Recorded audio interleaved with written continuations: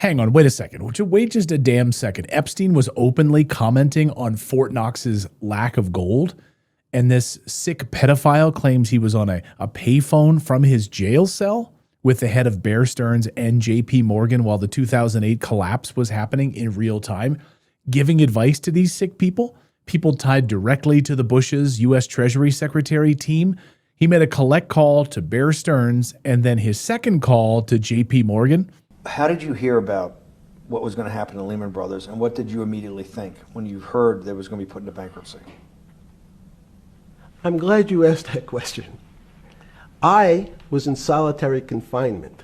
You can dial a number, and when the person picks up, they say, "You're getting a call from the Palm Beach County Jail. Will you accept reverse charges?" The person I had called was Jimmy Kane, the president of Bear Stearns. And I said, "Tell me what's going on." The question you want to ask is, who was the other call to? Okay. Who was the other call to? The other call was to my friend at JP Morgan, who was then, I didn't know it at the time, trying to buy Bear Stearns. So at one point, I had two phones. It was difficult because they're afraid people are going to hang themselves with the phone cord. So they don't actually come together and they're pretty short. So I was actually going between two phones talking to Bear Stearns and JP Morgan at the same time. So I found it amusing. This really just gives you some deep insight into the peak globalization kind of stuff that was running our government. These globalists accepted a pedophile's phone call from solitary confinement to help with the banking collapse. That's how out to lunch these people were. Like, get Epstein on the phone from prison. By the way, does that sound like a guy who'd commit suicide? I mean, hearing him, he's kind of like laughing and hell no, this guy didn't commit suicide. Plenty of evidence this pedophile is still alive today, actually. The body's switched out at the correctional facility. Another person entering his cell now that we see the video. Is he alive and well, living in Israel somewhere? Well, the body they found hanging in the cell was not Epstein at all, clear as day. That's pretty darn clear at this point, actually. And this morning, we now know that the noose that was used was also swapped out. So I wasn't convinced, but now I'm fully convinced that this guy is alive and well. And I mean, when you just thought the Epstein Files couldn't possibly have anything more shocking to share, we even have Epstein's admission about this gold at Fort Knox part of the story. This guy had his dirty little mitts in everything. And the globalists allowed all of it. So buckle up, because we have a lot to unpack as it relates to everything happening right now with the US dollar, China's big moves this week, our gold reserves, what's left of it if we have any, Trump's precious metals vault plan that he just announced this week, and the total globalist collapse we are witnessing. Heck, we even have the collapse of the British government as we speak, all tied to Epstein, all tied to this whole story. So we're going to get to all of that. So what was Epstein admitting about the gold at Fort Knox? Because a lot of people are going to run with one headline and just run with it. Don't do that. We need to separate what the files actually show from what people want them to prove about a particular story. So on the Fort Knox angle, what's circulating isn't Epstein confessing that he personally verified missing gold. What's in the Epstein-related materials is a forwarded 2011 email referencing a sensational claim that Fort Knox is empty. So this was years before we had this move by Elon Musk and Donald Trump to audit Fort Knox. Empty, gone. This was being shared with Epstein and his friends, pointing out that yes, the vault is actually empty, that the government sold off vast quantities of gold and never refilled it. So what did Epstein actually know about this? What did his billionaire friends believe? Well, they believed there was nothing really there, that it was empty, that it was all fake. And of course, the official position is that Fort Knox holds about 147 million ounces of gold, with the Treasury Secretary saying, hey, don't worry about it. Scott Benson saying, don't worry about it. The gold is accounted for through audits. Nothing to see here. Don't worry about it. Just move along. Can we see it actually? No. Like Kentucky Senator Rand Paul, can he see it? Well, you know, I've been trying to go down and see the gold, make sure it's all there for about 10 years. What about that like live stream that we were going to see from the vault itself? Elon Musk was going to live stream it as part of the Doge revelations. No, not going to happen. President Trump was going to fly there and see it himself. That didn't happen. It's very curious, right? But here's why this matters anyway. It tells you what kind of narratives were circulating in the same circles where Epstein moved. Stories about power, money, what's real inside the system. It shows you that unelected globalists like Epstein were running everything.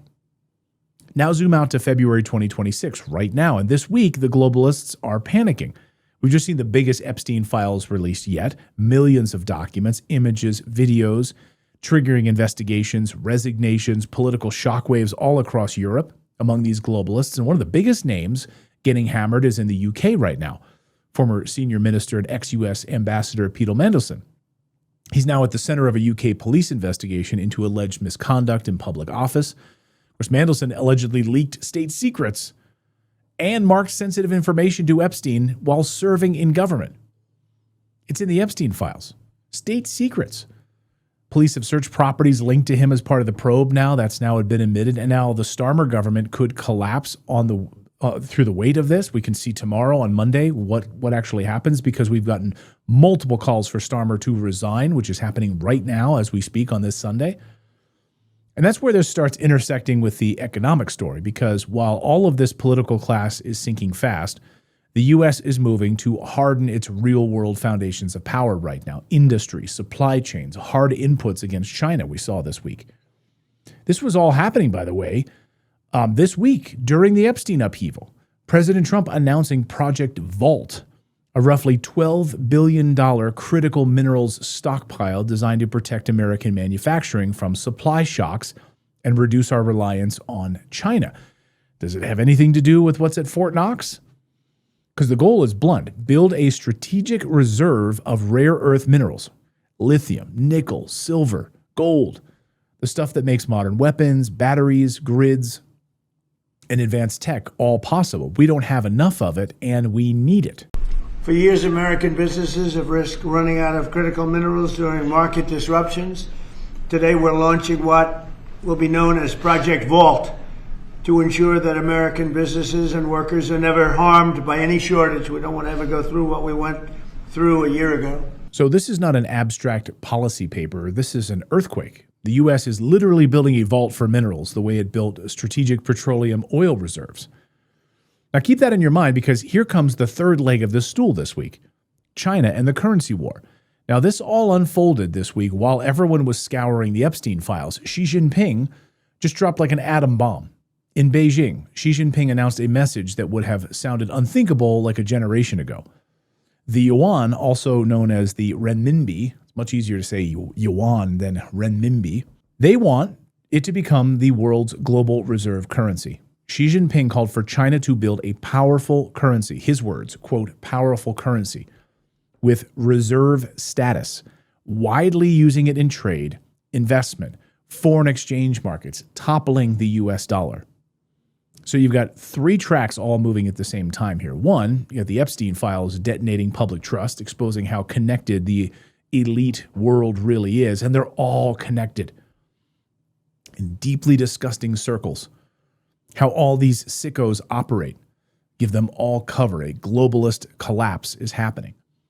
Two, the U.S. responding to China's export controls by stockpiling real-world inputs, critical minerals, all happening. And then three, you have China signaling it wants to challenge the U.S. dollar's position. And that means it needs credibility and a real economic footprint that makes other nations willing to hold your currency. Oh, and by the way, also this week, in the midst of all of this, we had the end of our START treaty with Russia. So that means, are we entering a new Cold War of building massive amounts of new nuclear weapons? Because we don't have a treaty anymore. Like, that is up in smoke. So all of this is happening, and China knows that the reserve currency status is built on confidence, deep markets, stable rules, no volatility, and yes, commodity leverage, lots of commodities, silver, gold, all of it, which is why the mineral story and this currency story are the exact same story. So if China wants the yuan taken seriously, it needs trade priced in yuan and inputs secured for decades. If the U.S. wants to defend the U.S. dollar's influence, it has to lock down right now a physical economy in the United States. And it was sold off by Obama, Bush, and Clinton. We need mineral reserves. So if Epstein is right and Fort Knox is empty, we've got a lot of building to do. And if you want to understand why the middle class feels like it's been squeezed for years, I mean, look at who controlled all the choke points here. Well, everyone else was distracted. People like Epstein, working on behalf of Israel and other foreign governments, selling America's middle class down the river. I mean, we see it in the Epstein Files. Epstein openly talking about creating chaos in Ukraine to make lots of money. So working with the CIA and Mossad and MI6, we absolutely know that that's the case. An intelligence asset selling the American middle class down the river. That's why we're seeing a new world order forming in real time. Trust collapsing, elite pedophiles being exposed, currencies competing alongside stockpiles of real precious minerals. Really the stuff that makes the modern world run. So the next few months, guys, are going to be absolutely insane. Absolutely insane. And by the way, how many of you think we're going to see prosecutions? How many of you think we're going to see prosecutions in the United States? We're going to start to see Bill and Hillary Clinton testifying before Congress. Will any of them be prosecuted? Or all of these globalists just kind of get off scot-free because they're all being protected? Let me know down below. So that's the news update part of today's video. Now I want to tell you about today's sponsor, which is tied to everything we just talked about with precious minerals. The financial world just felt basically the equivalent of a 9.0 magnitude earthquake. Because on February 1st, as I mentioned, Xi Jinping, Chinese Communist Party, officially threw down the gauntlet, publishing a definitive mandate to transform the yuan into a global reserve currency. This is a full-scale declaration of war on the US dollar's 80-year hegemony. And on top of this bombshell, we just saw President Trump signing Project Vault into existence. And immediately after that, Vice President J.D. Vance, along with Secretary Rubio and the critical minerals czar for the White House, David Copley, they hosted a major critical minerals event with world leaders. Again, this is history in the making right now in 2026. The reshaping of the mineral supply chains to feed the reindustrialization of the United States of America. This is all tied to this revolution that's happening in demand for ownership of major commodities by the world's richest and largest institutions and individuals. Frankly, I want to be part of this early stage opportunity, so I've been searching for big ideas in this capacity. Just as an example, before 2004, there was no gold ETF. The advent of gold, GLD, allowed investors to suddenly start owning gold more easily. And now the GLD ETF generates a management fee for its owner company of $170 billion of assets under management. So ETFs, exchange-traded funds, made gold trading accessible to a much larger audience.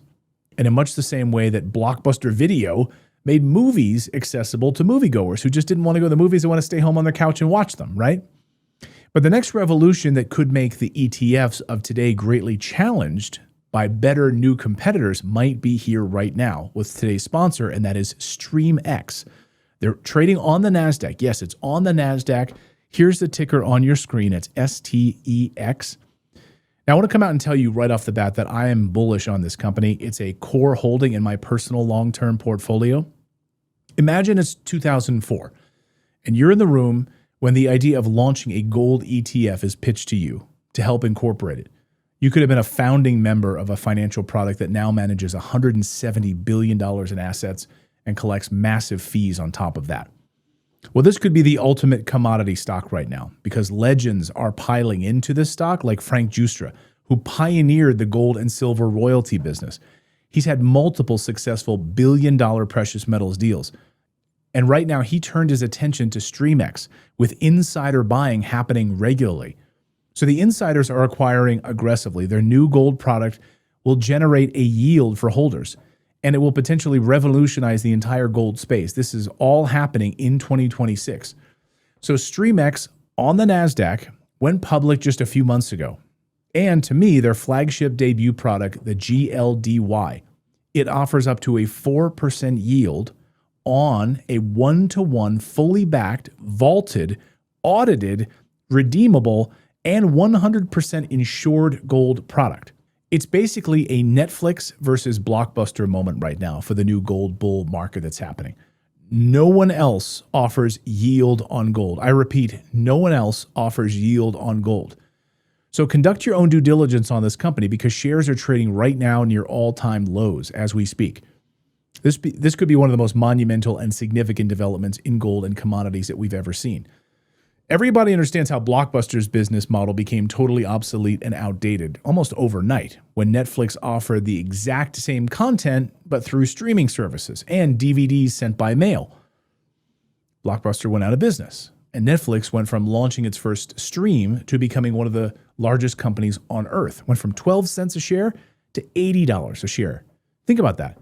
Think about having first mover advantage and owning a piece of a competitor to the ETFs market, and then earning fees from the marketplace that StreamX is creating.